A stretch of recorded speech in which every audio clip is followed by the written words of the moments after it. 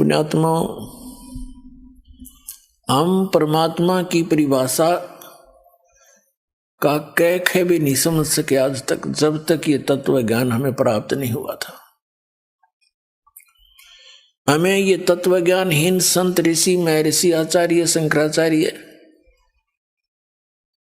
जो भी भगवान की सतिथि बताते, हम सहर्ष स्वीकार कर लेते थे। पुण्यात्माओं के आंखों में आंसू आते थे भगवान की चर्चा सुनकर, लेकिन वो काल की महिमा सुनाया करते थे और नाम भगवान लेते थे। आत्मा अपने पिता से जब से बिछुड़ी है, ये महाकष्ट उठा रही है। अभी पुण्यात्माओं, आप इस ज्ञान से पूर्ण रूप से परिचित नहीं हुए हो, जिसमें आपकी बुद्धि इतनी मैच्योर हो जाएगी कि आप प्रत्येक संकेत को समझने लग जाओगे, तब आप परमात्मा को अच्छी तरह जान जाओगे। अभी तो आप ऐसी स्थिति में हैं जैसे कोई बालक उठाकर किसी पेन को और कहता है पिताजी ये क्या है, तो पिताजी कहता है कि बेटा ये पेन है। वो कहता है पिताजी कहता पेन है, या दादाजी जो भी जिससे वो पूछ रहा है, फिर कहता वो फिर बताता है ये पेन है। तो वो कहता कहता उसको रख के और चला जाता है। उसकी बुद्धि इतनी मैच्योर नहीं हुई है, इतनी विकसित नहीं हुई है, पिताजी ये बता क्या रहा है। और उसको अविश्वास भी नहीं, क्योंकि वो अपने फादर से पूछ रहा है, लेकिन उसकी बुद्धि स्वीकार नहीं कर रही पेन है क्या वस्तु। और जब वो थोड़ा सा बड़ा हो जाता है, फिर उसको कहते हैं बेटा या बेटी, वो पेन ला उठा करके दौड़ा जाता है और पेन उठा के ला देता है, फिर नहीं पूछता ये क्या है। तो पुण्यात्माओं, अभी आपकी या ऐनी मिट्टी है, इस ऐ को मिटाने के लिए इतना ज्ञान दिया जा रहा है, सैकड़ों प्रमाण रखे जा रहे हैं आपके सामने। एक दिन आपकी या ऐ मिट जाएगी, क्योंकि ज्ञान से ही मिटेगी। वो क्या ऐ है, जैसे हम कहते हैं परमात्मा कबीर साहब है, आप सभी स्वीकार करते हो क्योंकि प्रमाण गणे दे दिए। फिर हम बताते हैं कि ये लोक यहां रहने का नहीं है, और ये परिवार जिसको आप मानते हो आपका नहीं है। ये परमात्मा के बच्चे आपके संस्कारवश जुड़े हुए हैं, और जो संपत्ति, जो घर, मकान, कोठी, बंगले तुम बनाए बैठे हो, ये आपके नहीं है। लेकिन आप अस्वीकार भी नहीं करते। दास बोल रहा है क्योंकि आप मेरे शब्द के बच्चे हो, जिसे नाद के कहते हैं, और आपको ये अविश्वास भी नहीं है कि गुरुजी गलत कह रहे हैं। लेकिन यह बात आपकी ऐसी स्थिति में है अभी तक, तो एक समय ऐसा आएगा आपको ये अपने नहीं, भगवान के संपत्ति दिखाई देगी, भगवान के ही ये सब जीव दिखाई देंगे।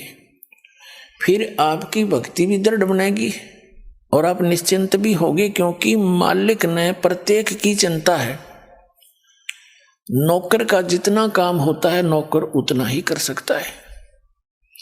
उन बच्चों को जो उस मालिक ने देना है वो नौकर को दे देता है कि आप इनको ऐसे ऐसे सुविधाएं प्राप्त कराओ, तो वो नौकर का उतना ही काम है, वो करवा दे। तो अभी हम मुखिया बनकर काम करा करते, फिर हम एक दास बनकर परमात्मा का जैसा भी जिसका रोल है, एक फिल्म है ये, तो इसमें जिसका जैसा रोल है उसको एक सुचारू ढंग से करें, भगवान से डर के करें, किसी की आत्मा नहीं दुखावे, क्योंकि सब उस मालिक के बच्चे हैं। और इस मन पापी ने डांटे, जरा सा क्रोध होकर मन माने घर में कड़े मचवा दे 1 मिनट में, उसको ज्ञान से और परमात्मा के भय से उसको कंट्रोल करें। तो अब दास तो आपको बता रहा है कि आप यहां बहुत कष्ट उठा रहे हो, और आप इस बात से को सुन अवश्य लेते हो, लेकिन ये समझ में नहीं आता कि कष्ट कैसे उठा रहे हैं। कोई समझता है कि मैं बीमार हूं इसलिए कष्ट है मुझे, नहीं।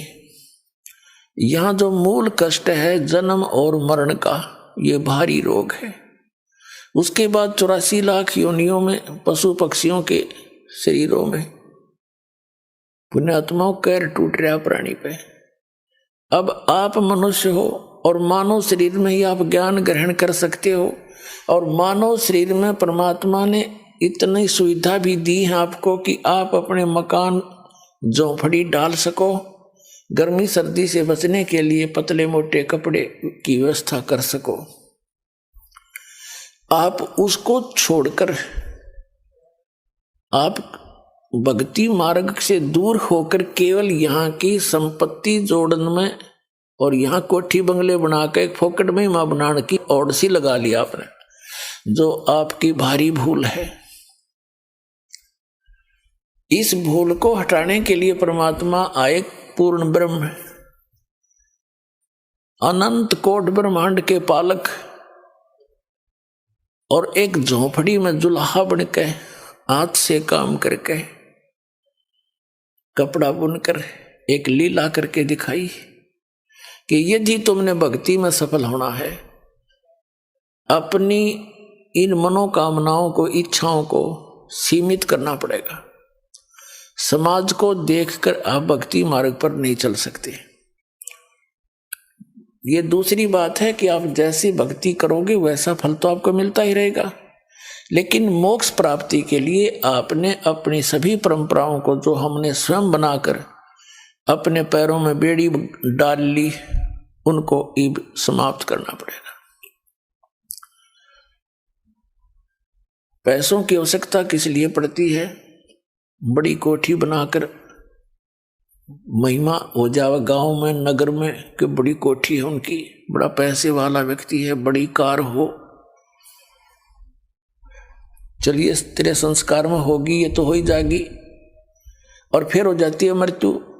कोठी वाले की मृत्यु हो जाती है, कुत्ता बनकर उसी गली में बाहर बैठता है कीचड़ में, गर्मी और सर्दी में, ऊपर से वर्षा हो रही है, वो ठिठुर रहा है कोठी वाला बाहर बैठकर कोठी में। कोई अन्य ही प्राणी जो परमात्मा के बच्चे हैं वो भी निवास कर रहे हैं। कुछ दिनों में उनकी भी टिकट कटेगी, वो भी बाहर बैठेंगे गली में जो भक्ति नहीं करते।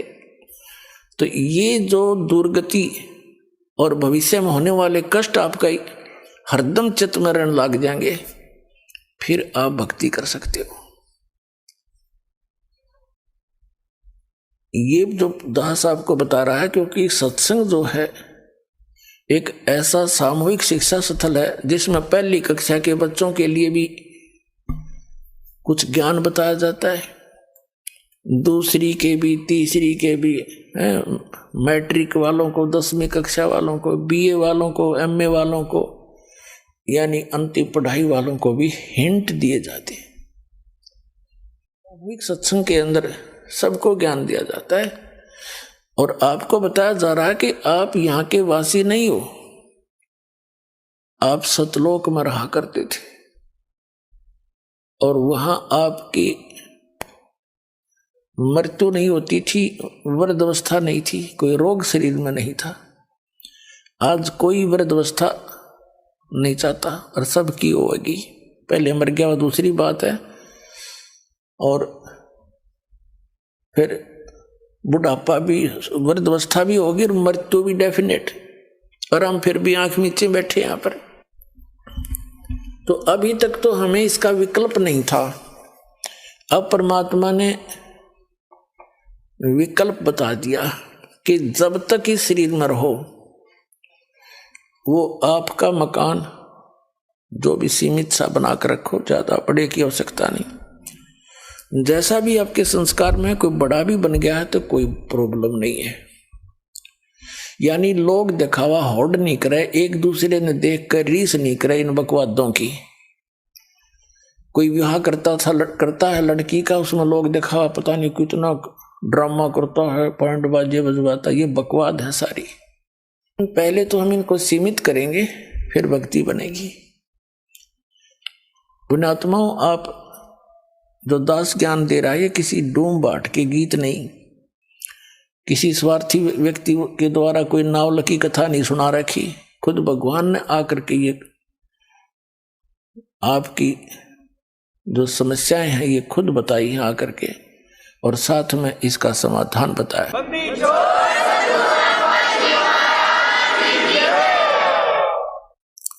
और आप जी ने बहुत दिन हो गए यहाँ कष्ट उठाते ने।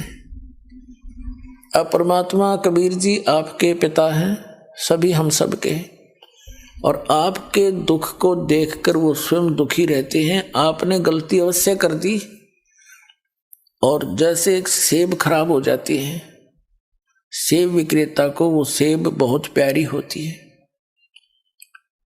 उसको पता है कितनी कीमती है, लेकिन खराब होने के बाद उसके पास कोई विकल्प नहीं है, उसको बाहर फेंकना ही पड़ता है।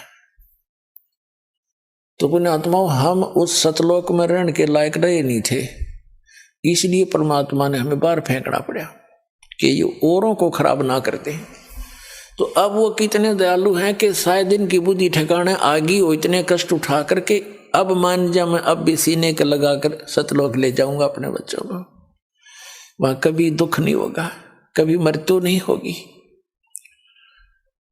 तो इसके लिए बताते हैं,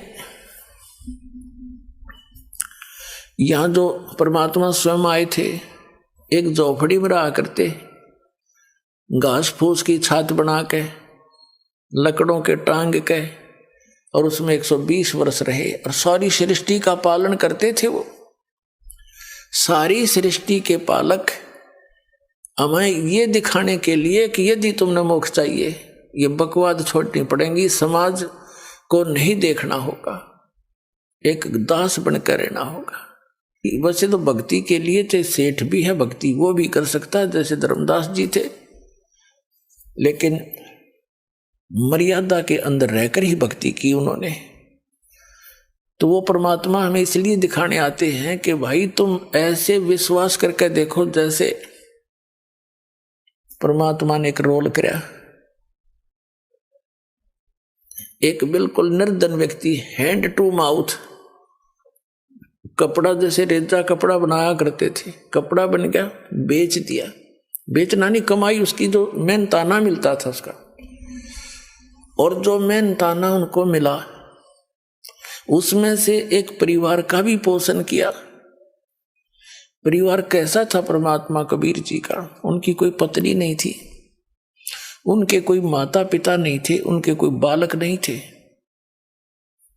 क्योंकि हमारे को आज तक परमात्मा का ज्ञान प्राप्त ही नहीं हुआ। हमने श्री राम, श्री कृष्ण, राजा दशरथ के पुत्र, इन राजाओं की और भगवान बना करके केवल इनकी कथाएं सुनी थी।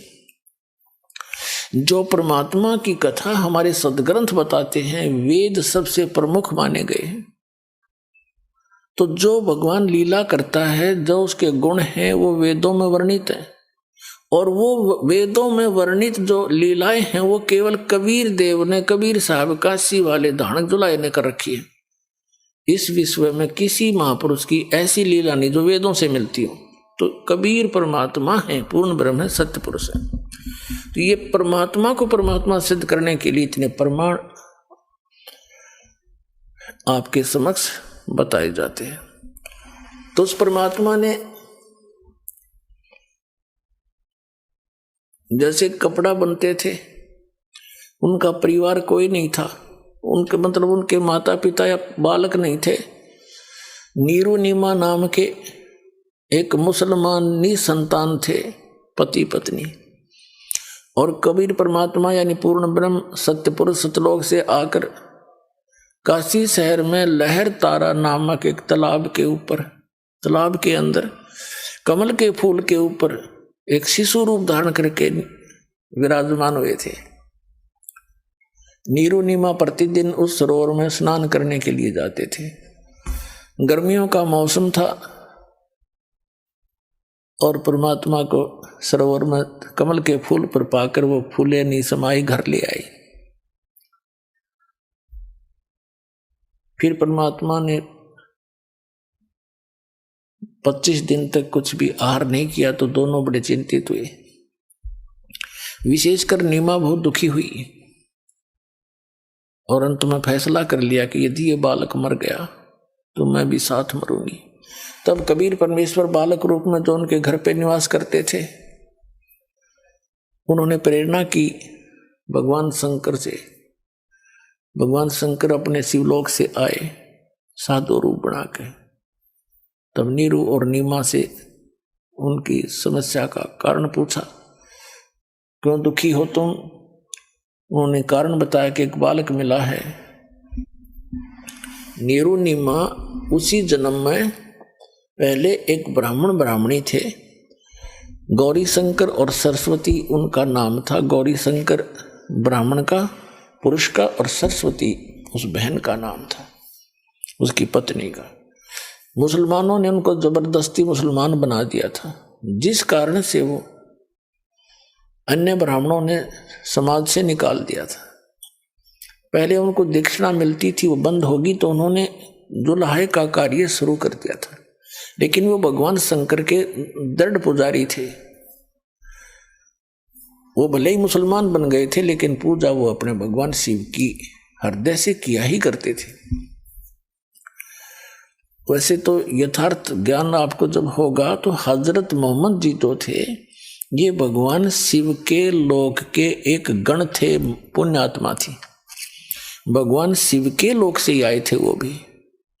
मुसलमान धर्म टोटली भगवान शंकर के ही उस गण के द्वारा बताए गए ज्ञान पर, उनके फार्मूलों पर वो अपना भक्ति मार्ग करते हैं। तो भगवान शंकर ने आकर उनसे पूछा साधु रूप में, तब उन्होंने कारण बताया।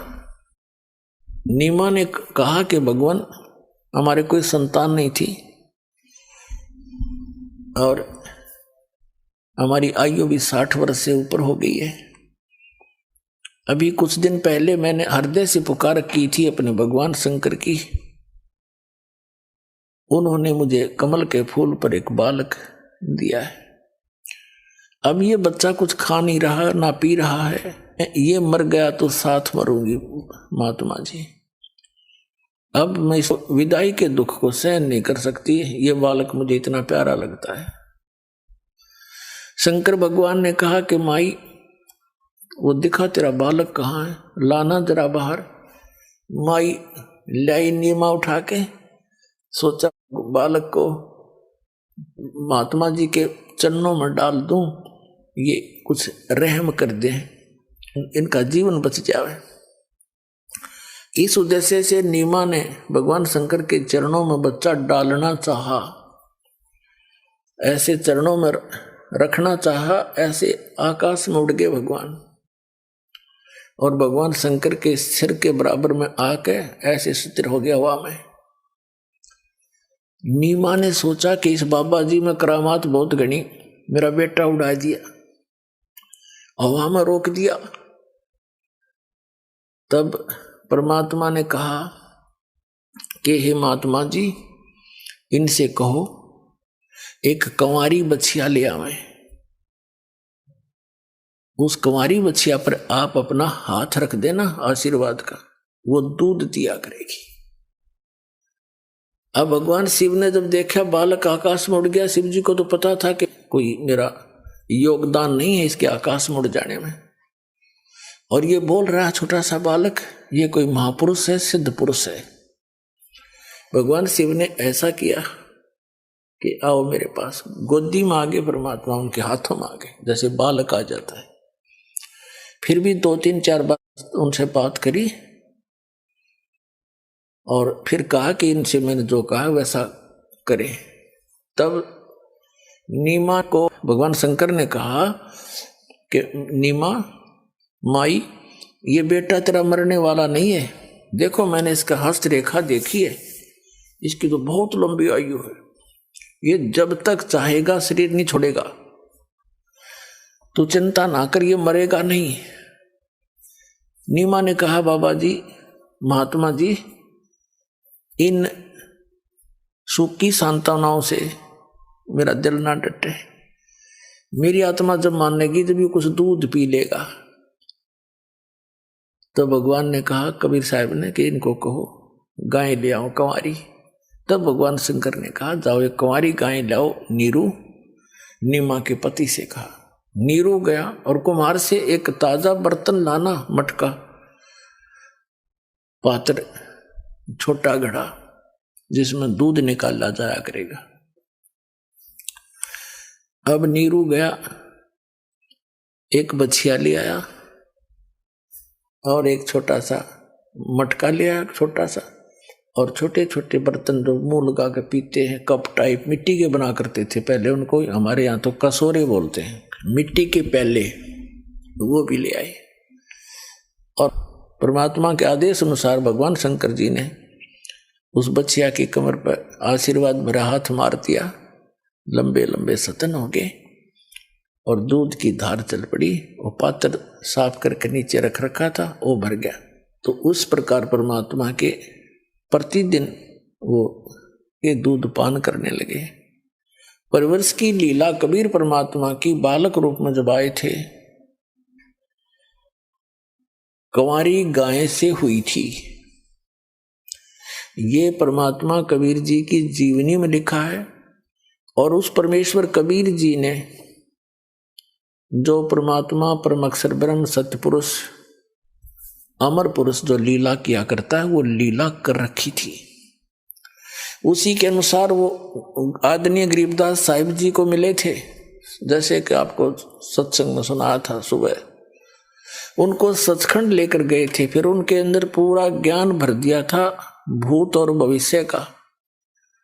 पहले क्या हुआ था, मैंने क्या क्या लीलाएं की थी, मैं कहाँ कहाँ रहा था। जैसे श्री तुलसीदास जी ने लाखों वर्ष पहले की रामायण लिपिबद्ध कर दी अपनी वाणी में, चौपाइयों के माध्यम से, दोहों के माध्यम से, और वो सर्वमान्य है हिंदू समाज में। इसी प्रकार आदरणीय गरीबदास साहिब जी ने उस परम अक्षर ब्रह्म की लीला, कबीर परमेश्वर की लीला, उनके द्वारा प्राप्त दिव्य दृष्टि और दिव्य ज्ञान के आधार से अपनी अमृत वाणी में लिख रखी है, जो एज इट इज सर्वमान्य है। जो परमात्मा ने लीला की थी उनसे भी मिलती है, जो कबीर सागर में लिखी हुई है। और जैसे दिव्य दृष्टि जो होती है, इसकी समता होती है, क्षमता, जैसे दूरबीन होती है, दूरबीन उनकी क्षमता होती है, एक तो 1 किलोमीटर तक का दिखा दे, एक मनमाने आसमान में सैकड़ों किलोमीटर तक या दूर तक का देख सकती है। इसी प्रकार दिव्य दृष्टि और दिव्य ज्ञान की भी अपनी क्षमता हो। तो आदरणीय गरीबदास साहिब जी के पास जो दिव्य ज्ञान और दिव्य दृष्टि थी, वो श्री तुलसीदास जी के दिव्य ज्ञान और दिव्य दृष्टि से कहीं अधिक महत्वपूर्ण और ज्यादा शक्तिशाली थी, अधिक श्रेष्ठ थी। तो आदरणीय गरीबदास साहिब जी ने भी अपनी वाणी में प्रमाण दिया है। तो पुण्यात्माओं, सबसे पहले तो आपको परिचित कराते हैं कि क्या ये लीला कबीर साहब ने की। कंवारी गायों का दूध पिया बचपन में, वो कहाँ प्रमाण है? आपके रूबरू करते हैं पवित्र कबीर सागर के अंदर।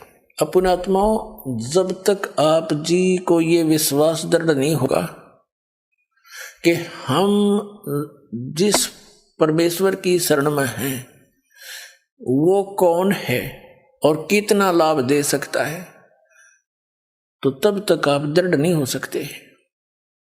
आपको दृढ़ करने के लिए ये ढेर सारे प्रमाण दिखाए जाएंगे, और इस ज्ञान को समझने के बाद आपकी स्थिति ऐसी हो जाएगी। कबीर साहब ने बताया है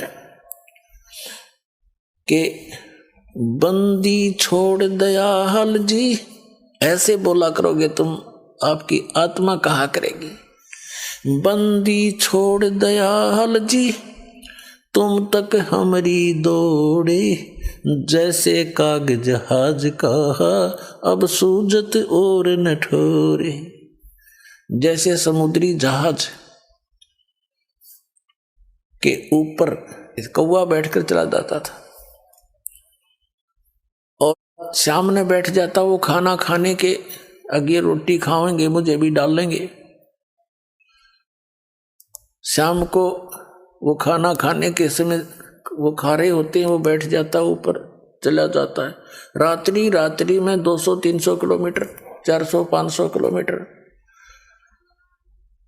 जहाज चला जाता है। और पुराने समय में क्या होता था कि ये दिशा सूचक कई बार जो सही दिशा नहीं बता रहे होते थे, उसका कारण ये होता था कि समुद्र में कई चुंबकीय चट्टानें होती हैं, जिस कारण से वो दिशा सूचक चुंबक डिस्टर्ब हो जाता था। तो जहाज के जो चालक होते थे वो सुबह अपने दिशा सूचक यंत्र को चेक करने के लिए जो कौवा जहाज पर बैठा होता है उसको विवश कर देते थे, डले मार मार कर उड़ने के लिए। बहुत पुराने समय की बात है। और कौवे के अंदर एक विशेषता दी है परमात्मा ने कि वो उस दिशा को कभी नहीं भूलता जिस दिशा से वो चला था, पूर्व से चला था या पश्चिम से चला था या दक्षिण से चला था। तो कौवा उड़कर उसी दिशा को बैक होने की चेष्टा करता है जिस दिशा से वो चले थे, एग्जैक्ट। तो उधर से कौवे की जो दिशा देख करके अपनी दिशा को वो चालक अपने यंत्र को चेक कर लेते थे और अपनी दिशा से भी वो कन्फर्म हो जाते थे कि हम सही जा रहे हैं, नहीं तो ठीक कर लेते थे। अब कौवा 150-200 फुट तक दौड़ता है, उड़ जाता है वापस आने के लिए कि वहां से पत्थर उत्थर मार दिए उसके। अब उस जहां देखता वहां जल ही जल है, और जल में जहां बैठे हुए डूब मरे। चारों तरफ देखकर वो वापस कहीं स्थान उसको बैठने का यानी सपोर्ट नहीं मिलता, सब डूबने का स्थान, मृत्यु का स्थान दिखाई देता है। तो वापस आकर के वो जहाज पर ही शरण देता है और फिर वो चालक उसको कुछ नहीं कहते। तो जिस प्रकार उस जहाज के कौवे को उस जहाज के अतिरिक्त अपनी जीवन रक्षा का स्थान कहीं नजर नहीं आया और वापस में वो जहाज ही आकर ग्रहण किया, जहाज में बैठा और सारा डूब मरण का था। तो परमात्मा कबीर जी कहते हैं जिस समय आप जी को मेरी पहचान हो जाएगी उस समय तो आपकी आत्मा ये पुकार करेगी, बंदी छोड़ दयाल जी तुम तक हमारी दौड़े, जैसे काग जहाज का अब सूजत और न ठोरे। और ठिकाना पृथ्वी आपने दिखाई नहीं देगा इस सतलोक आश्रम बरवाला के अतिरिक्त। ऐसी स्थिति कर दूंगा आपकी।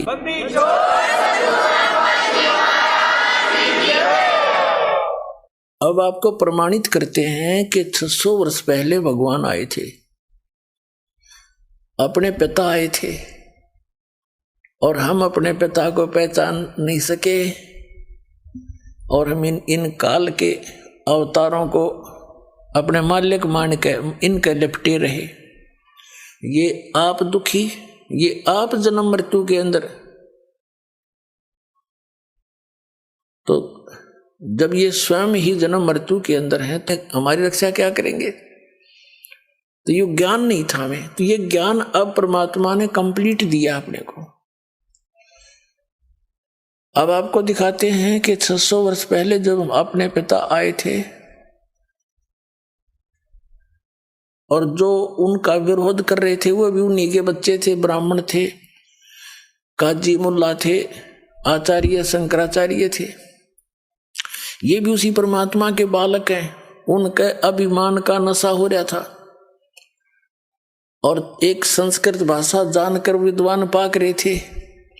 परमात्मा के साथ इतनी बदतमीजियां की हमने, उनको तो शर्म आई होगी, पर अब लज्जा हमें बहुत आती है कि हमने के जुल्म किए। हो सकता हम भी डले मारन में उस टाइम उनके, क्योंकि हम बुद्धिहीन हैं। तो पुण्यात्मा उन्होंने किसी को बद्दुआ नहीं दी, नहीं तो वो कुछ भी कर सकते थे। जैसे दुर्वासा जी एक ऋषि हुए हैं, काल के ऋषि, ब्रह्म के पुजारी थे।